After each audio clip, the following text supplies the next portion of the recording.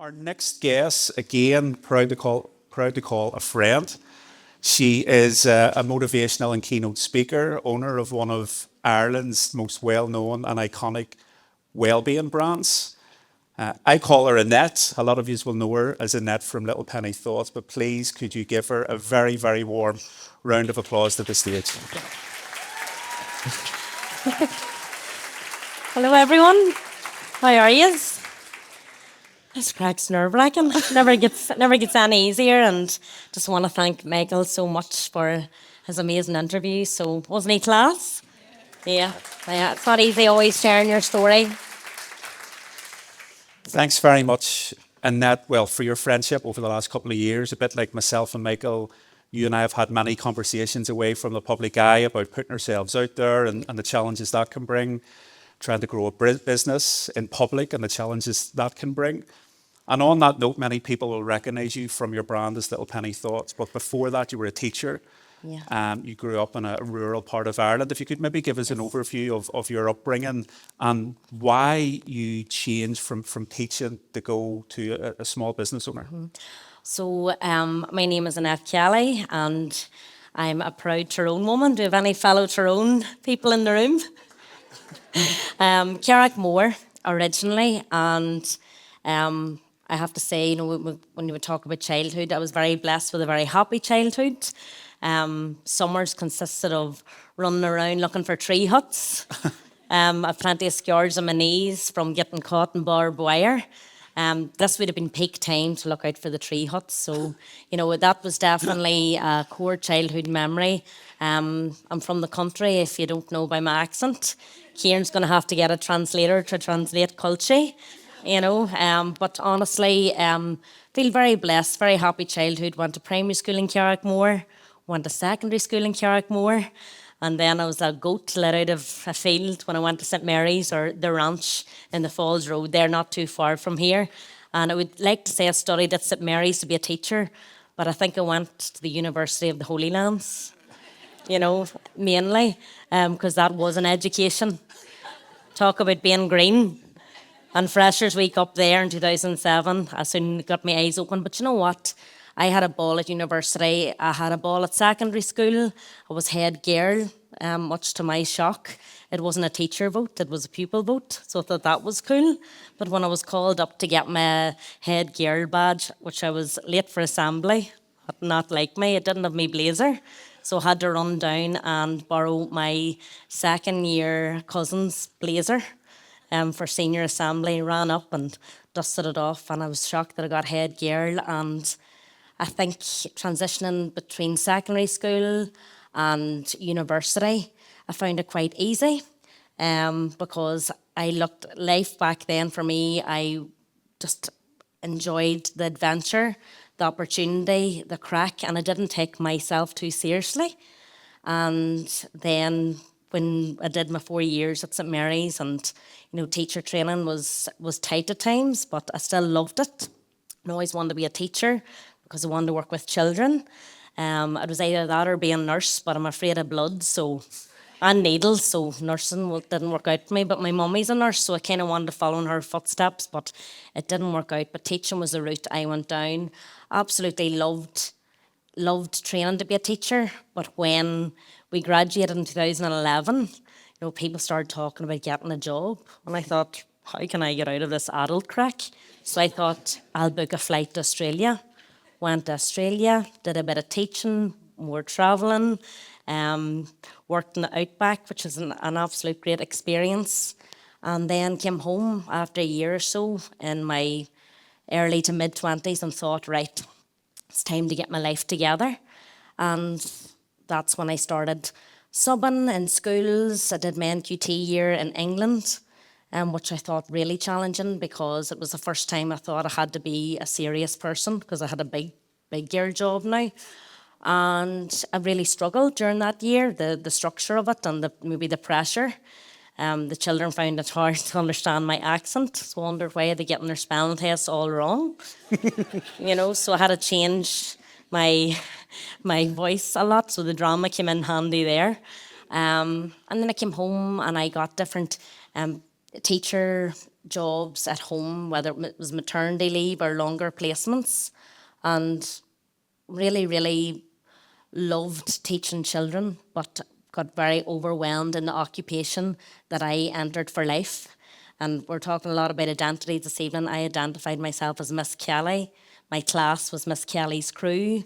Teaching was all I ever known, you know. And it was only when I was probably on the cusp of getting permanency that I actually had a breakdown.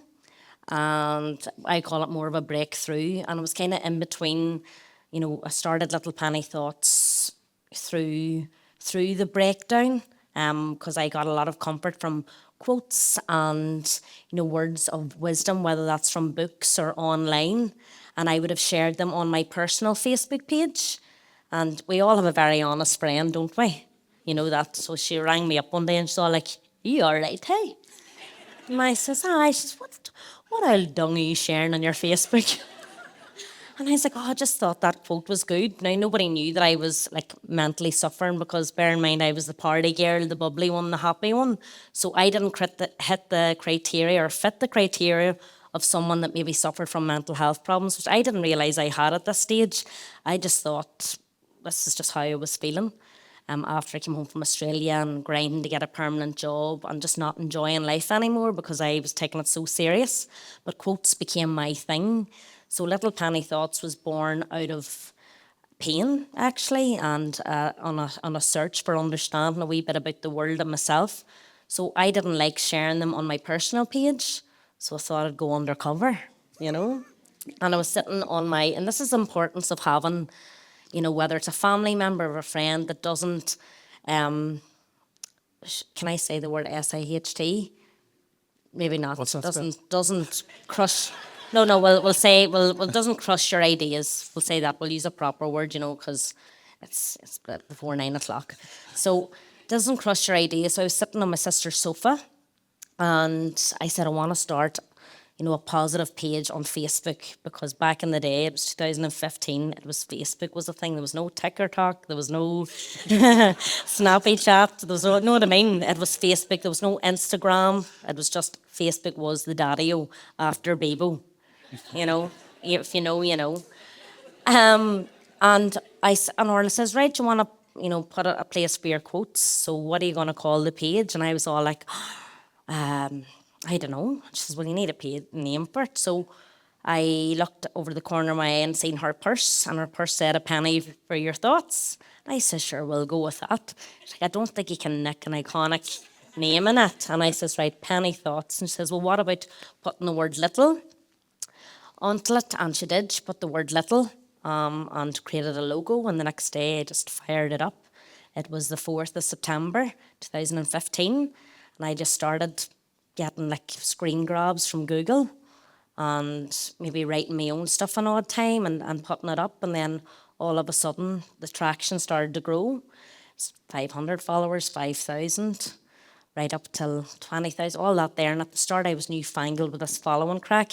Not so much now, because I don't base my worth on a number, you know, online, but I knew I was building a community. And then maybe people in my locality were talking about this Little Penny Thoughts, and I was going, you know. And I was like, "Hi." And then, you know, and then I wanted to raise money for charity. So we released a book for the Michaela Foundation in 2015, very early on. We were only 2 months in, but I was gaining such traction online. I wanted to create something good. And the Michaela Foundation is a charity very close to my heart. Mark's my brother-in-law, who's Michaela's brother. And it was that personal passion, and that's where the Little Penny Book of Thoughts originated from. And we actually didn't become Little Penny Thoughts Limited, a business, to 2018, where Orla, my sister, and I became directors and created the iconic, can I say that, even though it's mine? Of course. Feels a bit cringe, but the iconic flip calendar that doesn't gather dust, that bees in a lot of people's homes, living rooms, windowsills. I see it in dentists, coffee shops. It's just class, and that's been our probably bestseller and core product. So from an idea from my bedroom, escalated into quite a big a big idea that wasn't planned at all. You know, when people ask me to share my business journey, I says, what are you talking about? I'm just wing-a-ding-dinging it, you know?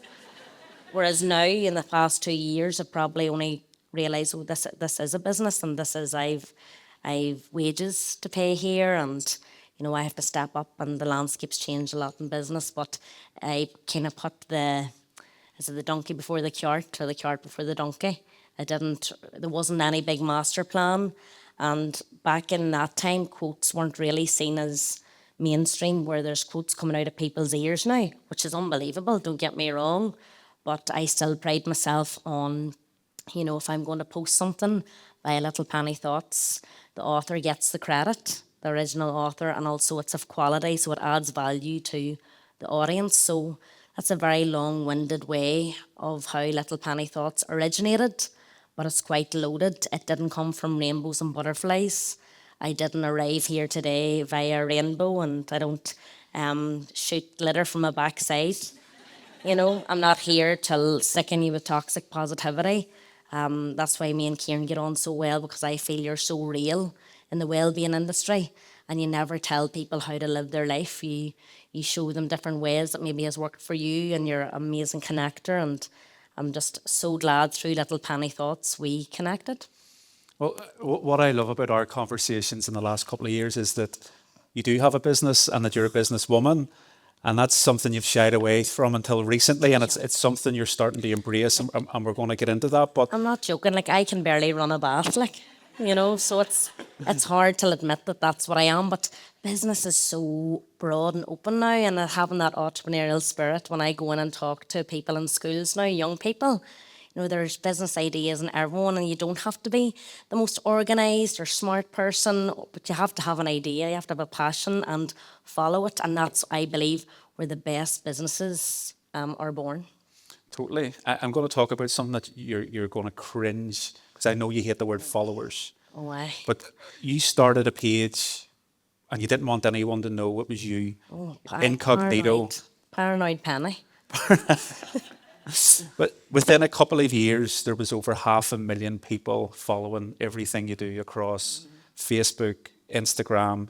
It became one of the most particularly in COVID, it became one of the most, in my opinion, one of the most recognisable brands in Ireland. And it was a force for good, because your quotes were helping people. But how did you, from going from trying to start it behind your best friend's back to being, you know, over 500,000 people following you and your brand, how did you process going from trying to do an incognito to everyone knowing who Annette is? So I suppose I would have hid behind the quotes for a long time, because I was really paranoid, especially in my local area. You know, I live in a small town and I love where I'm from, but sometimes it feels a bit like Emmerdale.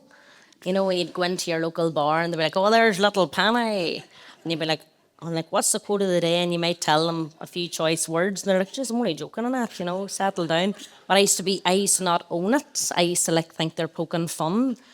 I think, you know, I would have learnt to learn that, you know, if people are from across the world are telling me they're getting good from this page and I'm adding value to their life, it starts to give you a bit of confidence that what you're doing is the right thing. And I then started to get a wee bit confident through Insta stories. So that's when I started like actually talking on my stories. Now at the start it was so cringe chatting into your phone, like, and it still is. I still find it a wee bit hard, but I think I started gaining more of a community. And this is going to sound so random, but it was actually sharing Tinder tales on during COVID times, and then people would tell their tale into the confession box, and then I would like tell their tales, and then I would just get all these messages, and then that opened up me talking about, say, relationships and self-worth. And then it led me to go on a journey, not from their tales, but just when I opened up and started talking to my community, and they talked back to me via, you know, direct messages, asking for advice. And then I realised I'm not qualified. I'm just a teacher, you know, who posts quotes. Sometimes I write my own, and other times I gain inspiration from all types, you know, whether it's people on the street, whether it's friends, whether it's books, whether it's online. I realised I wasn't qualified, so then I went on a journey of doing my personal development coaching, with the Coaching Academy in London. I can remember it's actually my first speaking gig in 2018. Like, it was so funny. Like, you talk about imposter syndrome. I feel imposter syndrome here this evening, but it was spiked in the Titanic Exhibition Centre at the NI Fitness Show in 2018. Wait to hear who I was wedged between, right? Joe Wicks, the body coach, right? Annette Kelly from Carrickmore, right? And Lucy Mack from The Only Way is Essex, Towie. But she was like, Fitspo. Joe Wicks had hundreds of people doing his workout. The 4 cleared when I entered. Everyone went about their business because who was I and who was Little Penny Thoughts at that stage? But it was great.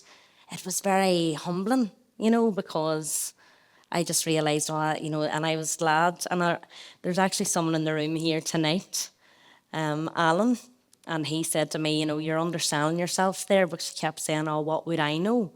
Even during my talk, and he says, you know more than you think you do, so keep her lit. So it's very full circle. I don't know if Alan remembers that Alan Wallace, I'm very appreciative that he actually said that to me, because I felt as if I belonged up there.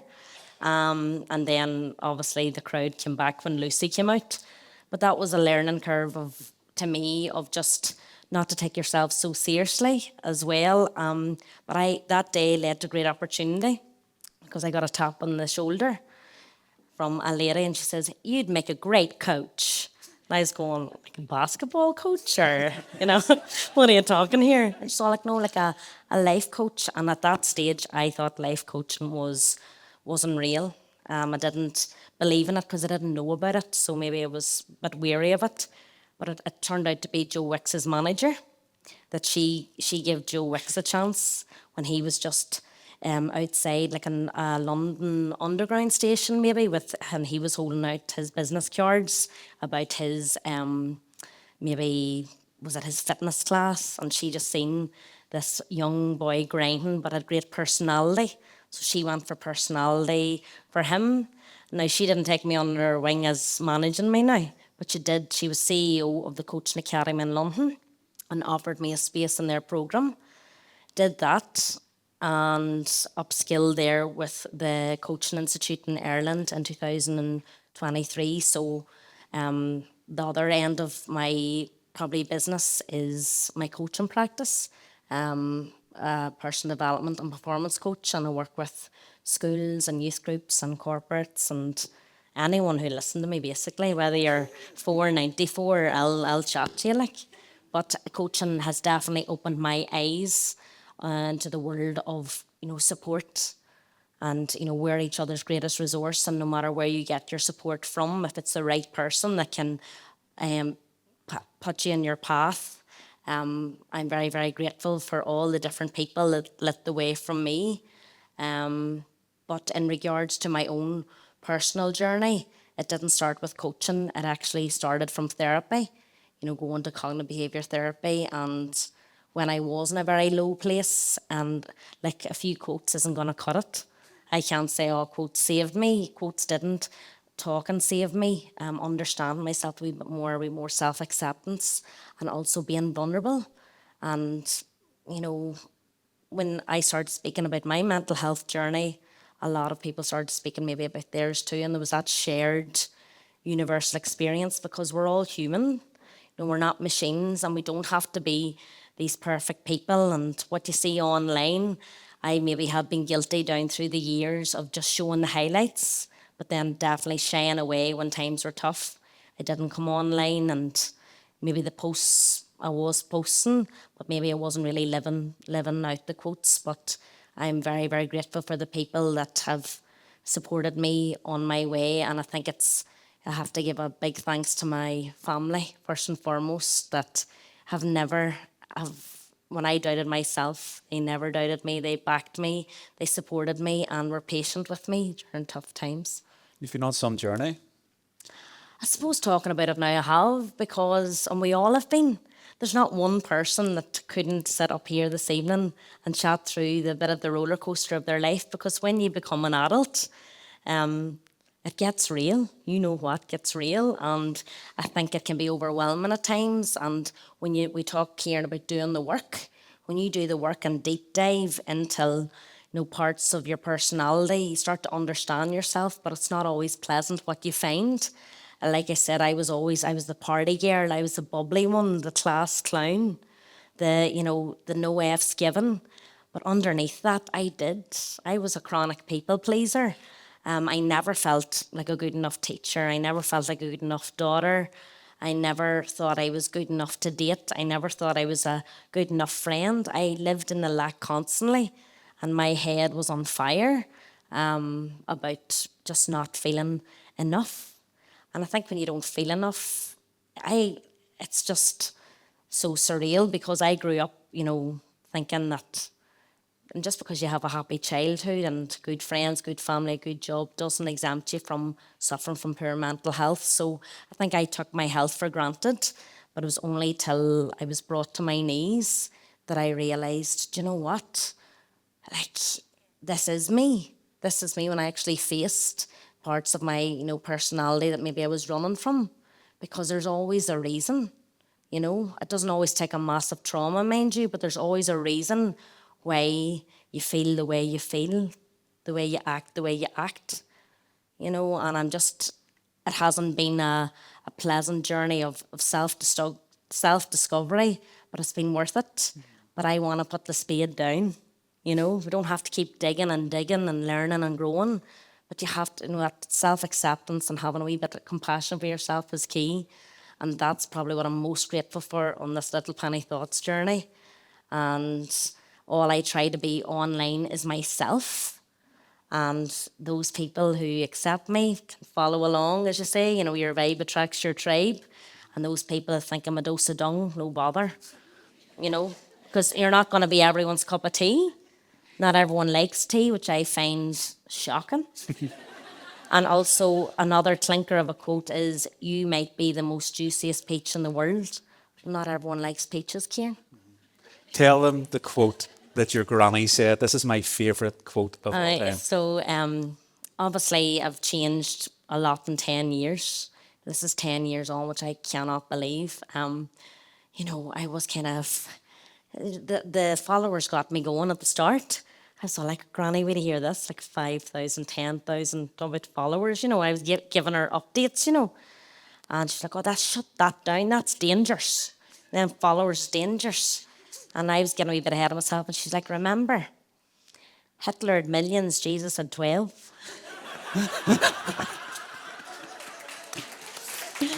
There's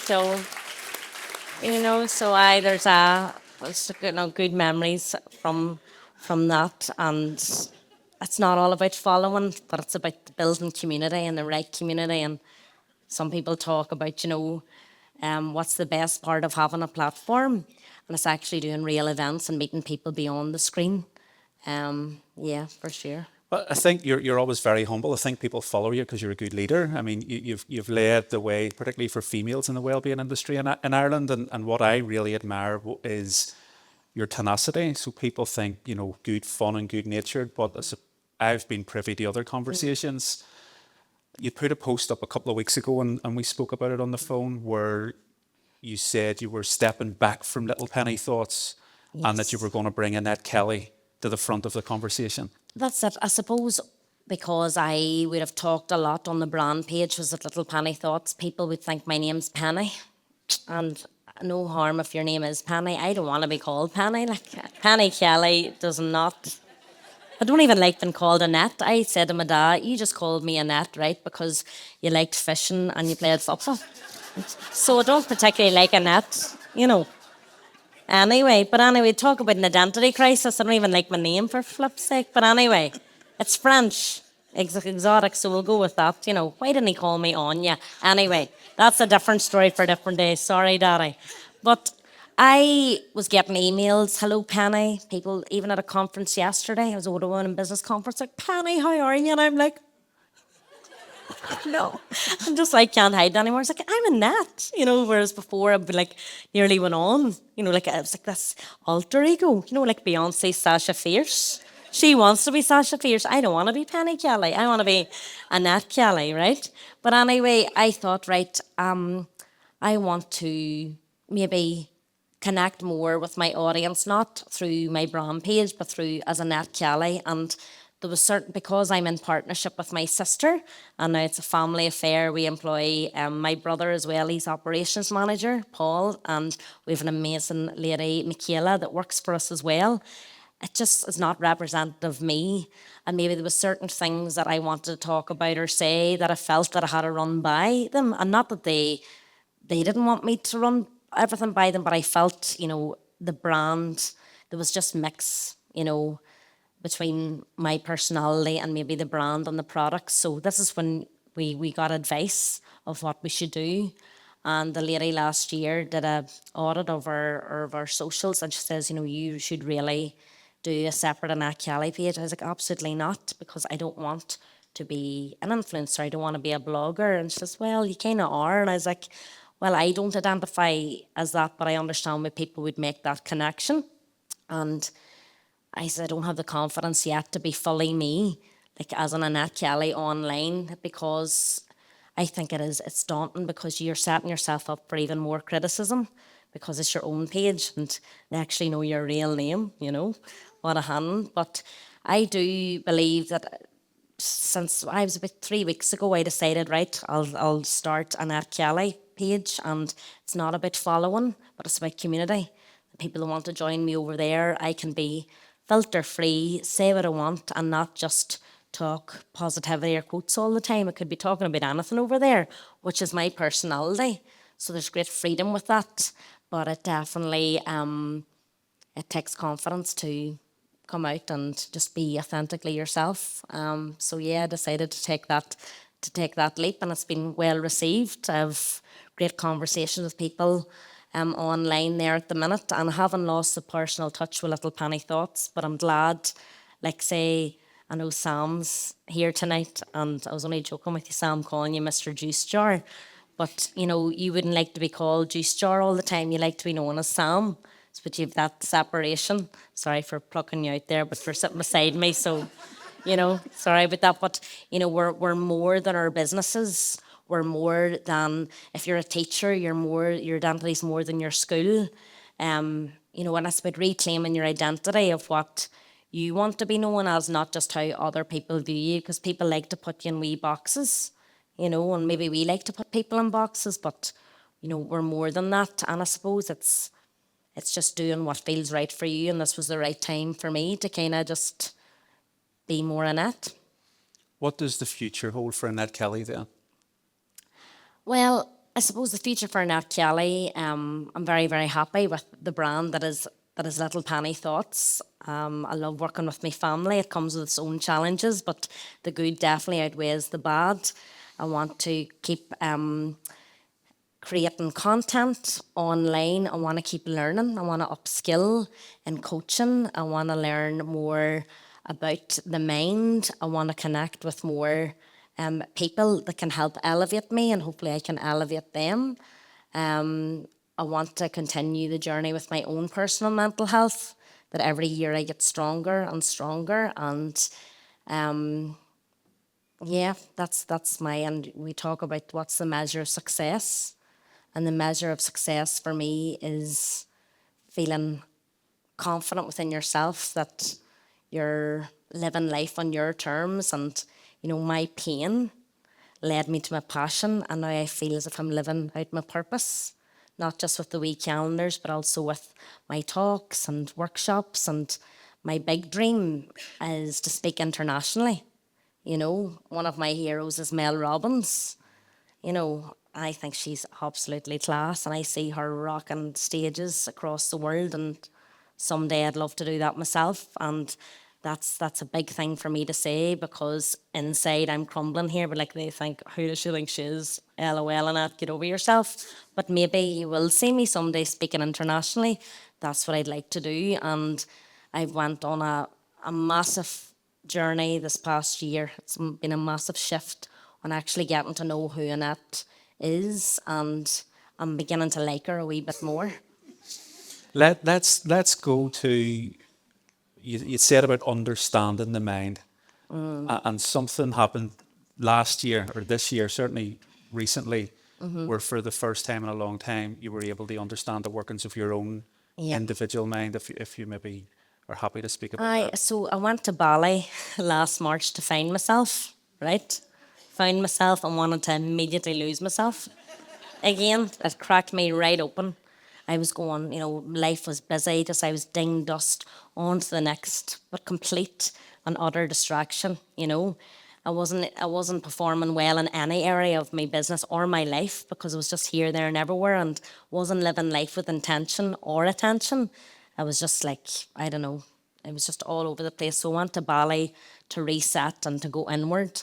And I did. I went inward through yoga and meditation, and I met an unbelievable healer called Toki. If you ever go to Bali, Toki is the man. I got a lot from him.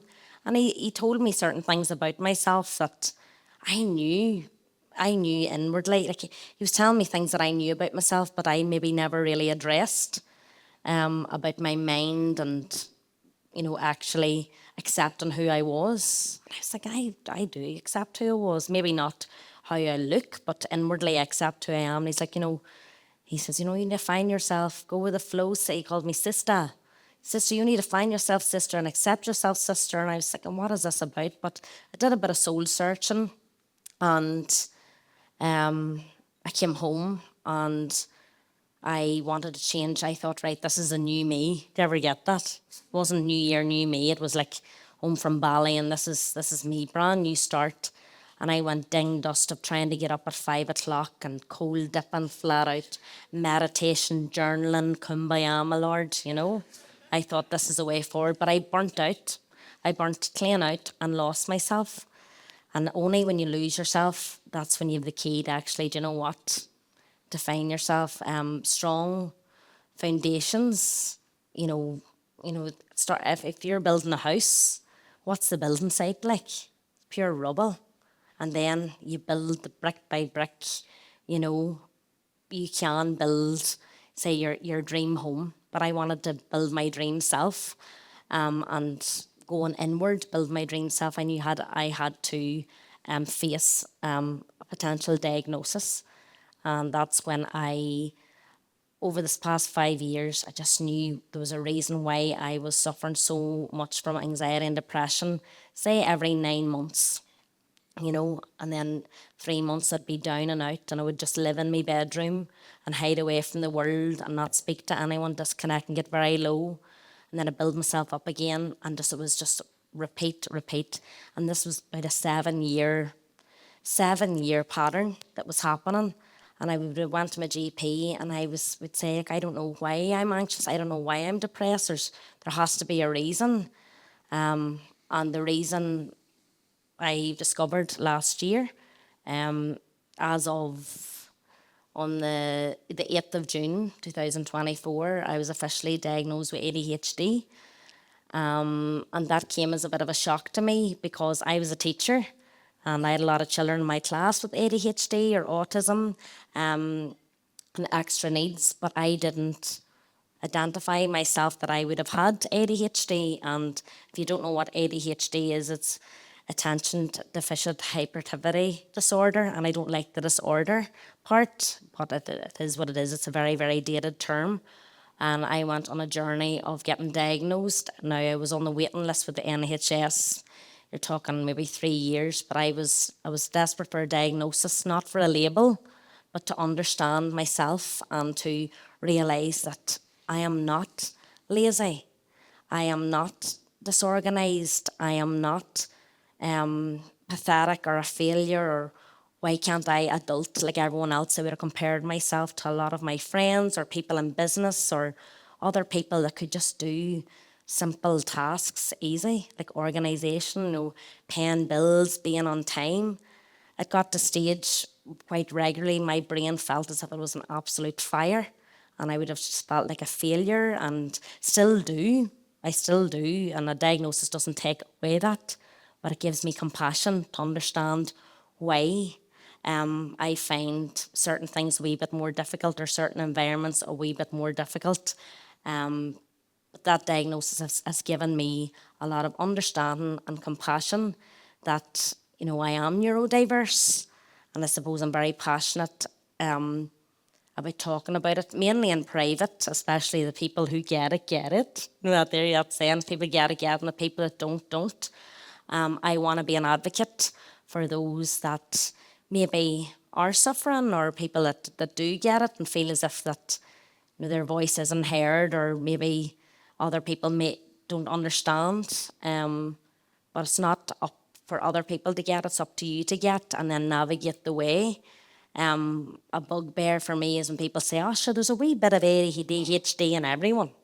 I'm like, well, you know, that's not the case. There's traits of it in everyone. You know, it's disorganisation or losing your keys or your phone and things like that. But when it's a daily basis, it can become quite crippling, and it can lead to severe depression and anxiety, which was my case. And that was the root cause. I thought my root cause was my self-talk, but it went deeper than that. It was actually, you know, being neurodiverse, and it's not a bad thing. I think it's where Little Penny Thoughts was born out of. I think it's why I could sit up on a stage and speak. I think it's why I'm quite a good connector and an empath.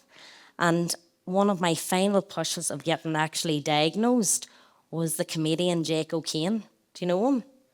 So he, in Armagh stage, one night in Armagh, he was doing a comedian gig, and I took my mummy and daddy. And at 72 years of age, he says, I decided to go to a clinic in Scotland, and that's where I went. I went to Diverse Diagnostics. I don't think it was the same as him, but there's different private clinics that, you know, that you can get access to if you go online or go through your GP. I don't want to be promoting, but I'm just saying my personal journey. But Jake O'Kane openly said he went on a journey inward to realise why he was maybe so quirky, or why he was mislaying things, or what certain things was happening in his life that just wasn't. It's not just being quirky. In fact, it was actually impacting him. And he says it's never too late to get a diagnosis. And I thought at 35 it was too late, but it's not, because I believe I'm only really starting to live my life now. And it was him that actually made me realise that you don't have to be a child, you know, to get a diagnosis. And once again, it's not about the label, but it's about knowing yourself and owning it. But as my brother says, now you can't be using it as an excuse for everything now. But it does make a lot of sense of why the way I am. And back to the whole comparison is a thief of joy. That's all I did this past 10 years especially, was comparing myself to my friends and those organised people and people that seem to have their you-know-what together. And I never have it together, and I never will, but I'm doing my best because I'm human, not a machine, and I've learned to be a wee bit more gentle with myself by getting to know myself.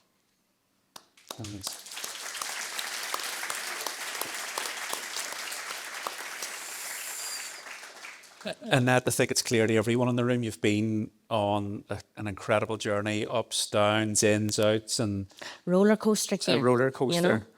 If you could reflect on that journey and pull out a couple of key lessons that if anyone in the room is feeling they're maybe in the start of theirs or in the middle of their own journey that is tough, what advice would you give them from somebody that's coming out the other side and starting again? From a mental health perspective, if you're not feeling, well, whether that's physically or mentally, there's no shame in getting support and help. That's where it starts. It starts with just admitting to yourself, saying, you know what, I'm not thriving here. I'm just trying to survive. And we're not put on this earth to simply just survive. We're here to thrive. We have a very, very short stint at this. We talk about the dash. I was born in 1989. You were 1988, is that right? Yeah. Six. That's not too far, but we have a very short dash. And we don't know, not to be morbid, but we don't know when the end is. But we want to cram as much as we can in this dash. We don't want to constantly suffer. And that's what mental health can do. It can bring you to your knees. You suffer. The world becomes dark. There's no colour. It's like open up your box of crayons and it's grey and it's dark. It's time to put the colour back in, and the colour back in your face and the zest for life. And the only way you do that is not just solely by yourself, because our ancestors, we can learn so much from them. Like back in the day, there were clans, they were together, and we can now live in a very isolated world through the likes of social media and the digital world. So reach out, and let people reach in. I didn't reach out. People had to reach in to me. They noticed when I went quiet and lost that spark. And we all can lose our spark. But the good news is that you can regain it. You can reclaim your spark by what fills up your cup. So living life on your terms, putting self-care is a priority, not just a luxury. Self-care is not selfish, it's essential. I didn't know what self-care was. I was too busy people-pleasing, and as long as everyone else was happy, I was happy. But that's not the case, because just like your phone at night, what do you have to do to plug it in and recharge? Even though we're not machines, we need to plug in and recharge. And how we do that is very, very different. There's not one size fits all here. But for me, it's through conversation, talking about it. Only one conversation can change so much. The conversation I had with my GP back in 2015 changed my way of thinking when it came to anxiety and depression. When he diagnosed me with depression, I said, no, that can't be true. And he says, and that I would have suffered in the past. And I thought, well, if a doctor can, then anyone can. Because I wasn't self-aware enough to know that nobody's exempt. So reaching out, letting people reach in, talking, and, action over anxiety, doing something about it. Worrying's like a rocking chair, gives you something to do, but it gets you nowhere. You're just rocking, you're not getting anywhere, but it takes you to get to maybe rock bottom and decide, what, I need to make changes here. But you don't have to be in the pits. You don't have to be at rock bottom to get help, and that's the beauty of knowing yourself. And that's what I admire, your community so much, Kieran, especially for men, because you're normalising the talk around mindset, mental health, and looking after your mind, because your mind, it's the driver, it holds the key. And when we look after our mind, it's the driving force behind what you do and what you don't do. And sometimes we don't feel like doing things that are good for us. But, when you put that effort in, you'll never regret it. You'll never regret, that workout, or going to that therapy session, or hopefully coming here the night. Maybe you will say nothing, But the likes of there, you'll not regret doing the work on yourself. And it's not an easy journey, but it's the best journey you'll go on. And the last thing I'll say is that no one can do it for you. But there's plenty of people on your path that are backing you, that are there for you. And it's about surrounding yourself with top tier people. There'll be plenty of people who will doubt you. Make sure you're not one of them. And make sure that you're around people that are on your boat to keep you afloat and not drilling holes. That's so important. And I'm all about the power of connection. I know you are too, Kieran. And we're each other's greatest resource. Males, females, everyone. And I'm very, very proud to be part of a wellbeing community, especially in the north up here, that are open to chat about, we're being vulnerable. This is probably the most serious conversation I've ever had, ever, on a podcast. Usually I'm cracking jokes, having the crack, but tonight is more than just about having the crack. It's about being real. And Kieran, thank you so much for allowing me to be totally real, totally Annette Kelly tonight. Thank you. You're welcome.